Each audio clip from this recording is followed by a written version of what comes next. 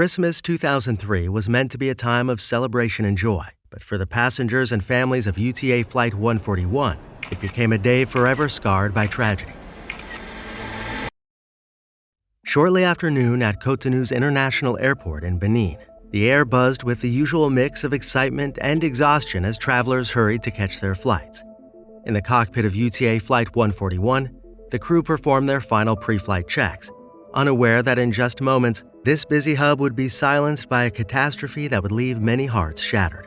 A devastating chain of human errors, mechanical failures, and overlooked safety protocols was about to converge in the worst possible way. This was no mere accident. It was a tragedy born from neglect and oversight. What would cause a plane to fail so catastrophically just moments after takeoff? Was it a mechanical failure, human error, or the result of overlooked safety measures, perhaps even corruption? Could a simple miscalculation really spiral into a tragedy that left wreckage scattered and lives ruined? This is the sad story of the UTA Flight 141 crash, a disaster that left a scar on Christmas Day that will live in the hearts of the victims' families forever. From the 1960s to the 1990s, Air Afrique was the dominant airline in Africa, providing reliable flights across the region and earning a reputation as one of the best airlines on the continent. However, financial difficulties led to its collapse in 2002, leaving a significant gap in the air travel options throughout West Africa. Among the most impacted routes was the one between Conakry, Guinea, and Cotonou, Benin. With Air Afrique gone, passengers had to take a costly and time-consuming detour through Paris. This created a high demand for direct flights, which small airlines eagerly tried to fill. One such airline was the Guinea Air Transport Union, known as UTAGE or simply UTA. Originally a small regional carrier, UTA operated short flights with aging turboprop planes. Despite being a West African airline, it was owned and managed by members of the Lebanese diaspora, who also faced travel challenges after Middle East Airlines stopped offering flights to West Africa. UTA's management saw an opportunity. They acquired a jet to offer flights from Conakry to Beirut, Lebanon, with a stop in Cotonou. In June 2003, UTA acquired an aging Boeing 727 and began weekly flights from Conakry to Beirut. Lebanese authorities quickly flagged the plane, finding mismatched documents, no insurance, and 8 severe mechanical issues.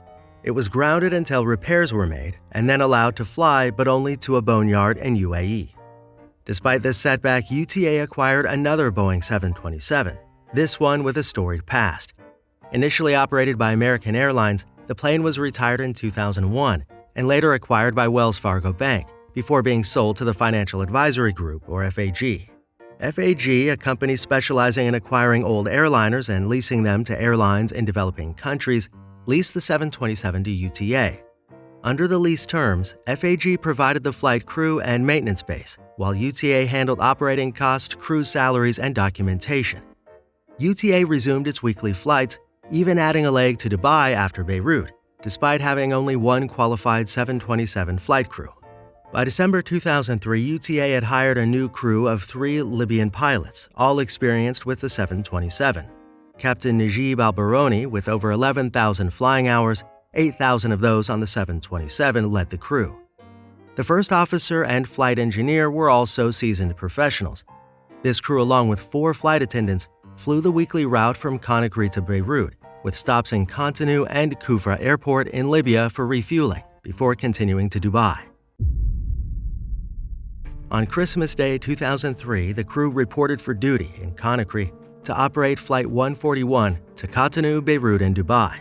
86 passengers boarded in Conakry along with the 3 pilots, 4 flight attendants, 2 mechanics, and a transporter responsible for supervising cargo and paying airport fees. The flight to Cotonou was uneventful, and upon arrival, 9 passengers disembarked. Among those who stayed aboard were several families of UTA management, including the airline's director general and his family. In Cotonou, things took a turn for the worse as the plane geared up for its next leg. The scene at the airport was a mess. Boarding passes had no names, and you didn't need one to get through security, so passengers quickly figured out they could sell their passes to others who needed last-minute flights to Lebanon for Christmas. This meant the plane was now packed with extra people, and the gate agents had no way to track who was supposed to be on board. Furthermore, as the ramp agents loaded bags, the pilots never received the balance sheet, which was supposed to detail the number of passengers and distribution and weight of their luggage. When it didn't show up, the pilots were left guessing. The cockpit recordings from about 30 minutes before departure reveal their growing frustration. The first officer pointed out that the sheets only had passenger counts, no weight info. Things got even more chaotic when the first officer, chatting with the UTA Director General, voiced concerns about the excess baggage. He insisted they unload and weigh the bags, fearing an overloaded plane. Meanwhile, the captain and flight engineer were trying to figure out the weight on their own, with the first officer predicting disaster if they took off like this. He said, "It's impossible. Each passenger has a 200-kilo suitcase. 200 kilos. It will be quite a performance if we manage to take off today. Otherwise, we're going to drop into the sea." The situation was worsening, with too many passengers and too much luggage. While the manifest said 149 passengers, there might have been between 153 and 160 due to the resold boarding passes. Additionally, the handlers weren't exactly experts in aircraft loading. They put a lot of heavy bags in the front. This shifted the plane's center of gravity, messing up the stabilizer settings and setting up for disaster. The plane was way over its maximum takeoff weight of 85.5 metric tons, though the pilots estimated a lower weight of 78 tons. Their choice of rotation speed, suitable for a heavier weight, hinted they knew they were pushing the limits. Little did they realize that this mistake, combined with others, was leading straight into trouble. As the plane accelerated down the runway, reaching 137 knots, the first officer pulled back on the controls, trying to lift off. To his surprise, his efforts had little effect.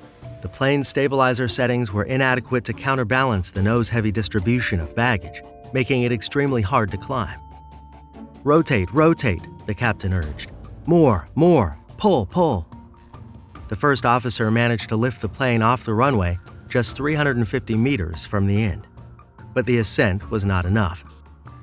Moments after the wheels left the ground, the plane hovered just above the grass, only 2 meters high. Unfortunately, an obstruction was directly in its path, a concrete building housing the localizer equipment, situated 63 meters beyond the runway's end. The plane's landing gear and belly collided with the 2.4-meter-high structure, ripping off its heavy concrete roof and scattering debris across the field.